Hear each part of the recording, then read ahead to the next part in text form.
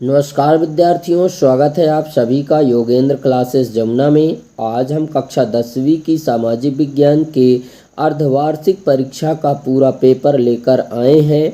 अगर आप MP board से हैं तो ये वीडियो आपके लिए बहुत ही महत्वपूर्ण है। यहाँ हम हर प्रकार के प्रश्नों पर चर्चा करेंगे। बहुविकल्पीय प्रश्न, रिक्त स्थान, सत्य असत्य, मिलान, लघु और दीर्घ उत्तर, सब कुछ एक ही वीडियो में।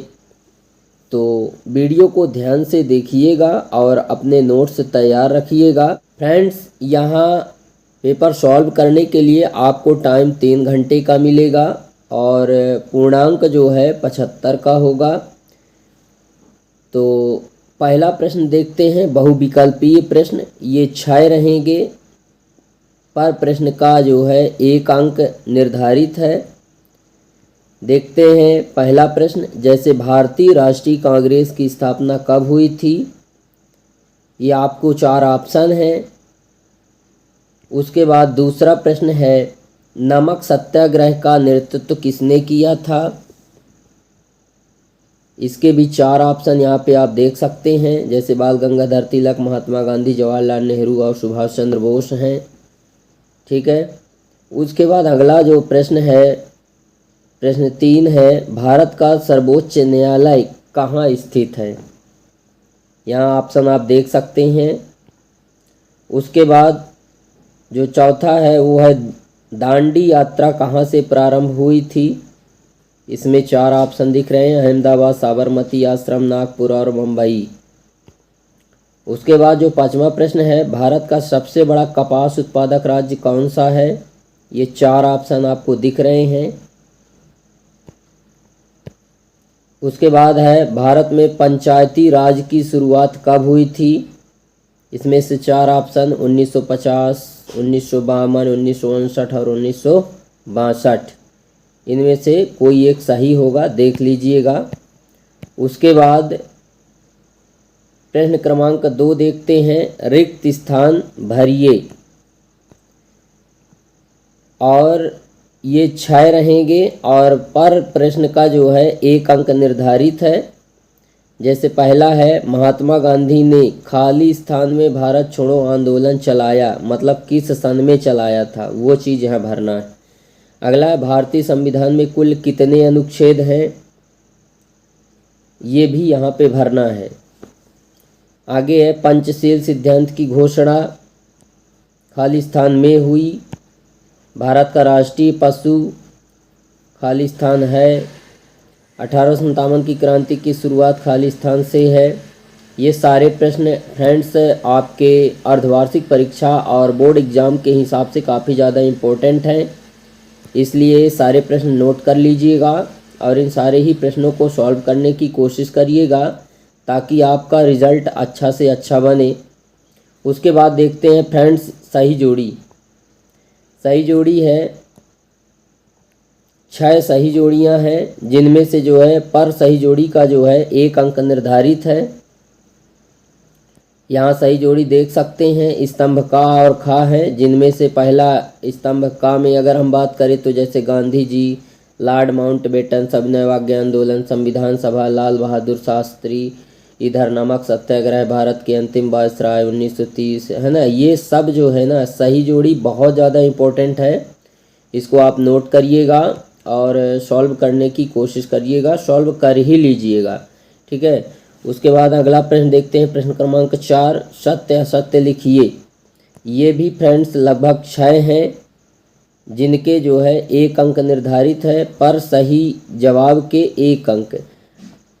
उसके बाद यहाँ पे देख सकते हैं आप, असहयोग आंदोलन 1920 में समाप्त किया गया, तो ये सत्य है या असत्य है इसमें बताना है। भारत का राष्ट्रीय गीत वंदे मातरम है, ये भी बताना है। सत्य या असत्य लगाना है। ये प्रश्न काफ़ी ज़्यादा इम्पोर्टेंट है फ्रेंड्स, तो इस हिसाब से इन सारे प्रश्नों को नोट करते चलिएगा। इसके बाद यहाँ देख सकते हैं, चाय सर्वाधिक उत्पादन असम राज्य में होता है, इसका भी जवाब दीजिएगा। उसके बाद प्रश्न क्रमांक 5 देखते हैं, एक शब्द या वाक्य में उत्तर दीजिए। ये 6 हैं और सबके लिए 1 अंक निर्धारित है, यानी कि 6 हैं तो 6 नंबर के। तो यहाँ देख सकते हैं प्रश्न, जैसे संविधान निर्माण समिति के अध्यक्ष कौन थे, तो केवल ये बताना है कि वो कौन थे। ठीक है, संविधान निर्माण समिति के अध्यक्ष कौन थे। दूसरा है स्वतंत्र भारत के प्रथम प्रधानमंत्री का नाम बताइए। ठीक है, तो ये काफ़ी ज़्यादा इम्पोर्टेंट प्रश्न है। उसके बाद तीसरा देख सकते हैं, विश्व व्यापार संगठन का संक्षिप्त नाम, भारतीय मुद्रा की इकाई क्या है, मध्य प्रदेश की राजधानी कहाँ है, भारत का राष्ट्रीय ध्वज किसने बनाया था। ये सारे प्रश्न इम्पोर्टेंट हैं, इनको ज़रूर पढ़िएगा। प्रश्न क्रमांक 6 देखते हैं। यहाँ से ये अति लघुत्तरीय प्रश्न शुरू हो जाते हैं जो 2 नंबर के हैं, जैसे विनिर्माण उद्योग के 2 महत्व बताना है, अथवा भी आपको यहाँ पे मिल रहा है। वायु प्रदूषण के दुष्प्रभाव लिखिए। उसके बाद प्रश्न क्रमांक 7 है, रेल परिवहन की अपेक्षा सड़क परिवहन क्यों महत्वपूर्ण है। अथवा में विश्व की सबसे लंबी राजमार्ग सुरंग का नाम लिखिए। प्रश्न 8 है, भारत का कितने प्रतिशत व्यापार समुद्रों द्वारा होता है। ठीक है, अथवा में है, वायु परिवहन का राष्ट्रीयकरण कब किया गया। ये सारे प्रश्न फ्रेंड्स बहुत ज़्यादा इम्पोर्टेंट हैं, वेरी मोस्ट इम्पोर्टेंट प्रश्न है। इन प्रश्नों को आप ज़रूर पढ़िएगा और इनके उत्तर भी बढ़िया सा नोट्स में बना के लिखिएगा और फिर उनको पढ़िएगा, क्योंकि ये प्रश्न काफ़ी ज़्यादा इम्पोर्टेंट है आपके अर्धवार्षिक एग्ज़ाम और बोर्ड एग्ज़ाम के हिसाब से। अथवा में जैसे 57 साल पहले कौन कौन से खाद्य पदार्थ हमारे पूर्वजों के पास नहीं थे। लंदन को फिनिशिंग सेंटर के रूप में क्यों जाना जाता है। अथवा में है, बहुत सारे उद्योगों में श्रमिकों की मांग मौसमी आधार पर घटती बढ़ती क्यों है। काफ़ी ज़्यादा इम्पोर्टेंट प्रश्न हैं। उसके बाद 11 नंबर देख सकते हैं, मुद्रण तकनीकी सबसे पहले किन देशों में विकसित हुई थी। योहान गुटेनबर्ग ने मुद्रण क्षेत्र में क्या कार्य किया। तो इस तरह से ये काफ़ी ज़्यादा इम्पोर्टेंट प्रश्न हैं, इनको आप नोट करते चलिएगा।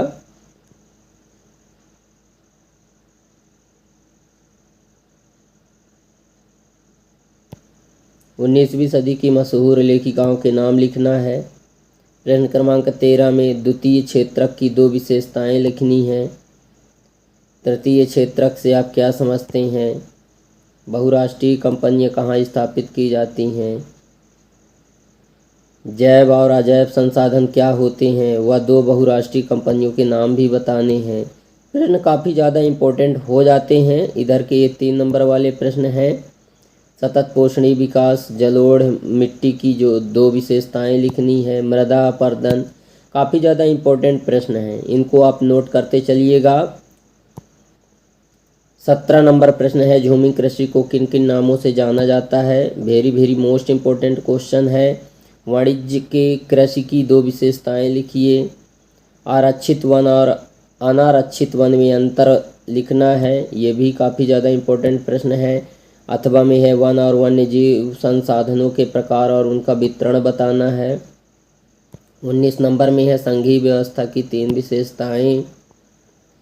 अथवा में विकेंद्रीकरण दिशा में एक बड़ा कदम 1992 में उठाया गया था। ये काफ़ी ज़्यादा इम्पोर्टेंट प्रश्न हैं। भारत में वैश्वीकरण का प्रभाव लिखना है। रिजर्व बैंक के कार्य लिखने हैं, भारतीय रिजर्व बैंक के। प्रश्न क्रमांक 21 में भारत में आधुनिक राष्ट्रवाद के उदय के 4 कारण भी बताने हैं। सत्याग्रह है, पर गांधी जी के 4 विचार लिखिए। काफ़ी ज़्यादा इम्पोर्टेंट प्रश्न हैं। इन प्रश्नों को आप ज़रूर टारगेट करिएगा, नोट्स बनाइएगा, बढ़िया से पढ़िएगा। आपके अर्धवार्षिक एग्ज़ाम में सबसे ज़्यादा यहीं से प्रश्न आएंगे और बोर्ड एग्ज़ाम में भी।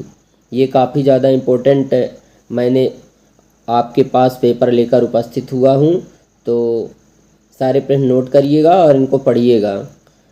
भारत में पाई जाने वाली लौह अयस्क की 4 पेटियाँ भारत के मानचित्र में निम्नलिखित को दर्शाना है, जैसे नर्मदा नदी, शिलांग, बैलाडीला, हजीरा, विजयपुर, जगदीशपुर गैस पाइपलाइन। तो भारत का मानचित्र बनाइएगा और उसमें इन सबको दर्शाना है। भारत के मानचित्र में दूसरा अथवा में है, जैसे तापी नदी, सिक्किम, चित्रदुर्ग और काकरापार, इन सभी को जो है तो भारत के मानचित्र में दर्शाना है। तो फ्रेंड्स, इस प्रकार से ये था आपका कक्षा 10वीं सामाजिक विज्ञान का अर्धवार्षिक पेपर। आशा है कि आपको यह वीडियो पसंद आया होगा और परीक्षा की तैयारी में मदद करेगा। अगर वीडियो उपयोगी लगा हो तो इसे लाइक करें, कमेंट करें और अपने दोस्तों के साथ शेयर करें। साथ ही चैनल को सब्सक्राइब करें ताकि आने वाले बोर्ड परीक्षा के लिए जो भी नए वीडियो आएँ उनकी जानकारी आपको सबसे पहले मिले। मिलते हैं अगले वीडियो में, तब तक के लिए धन्यवाद और शुभकामनाएं।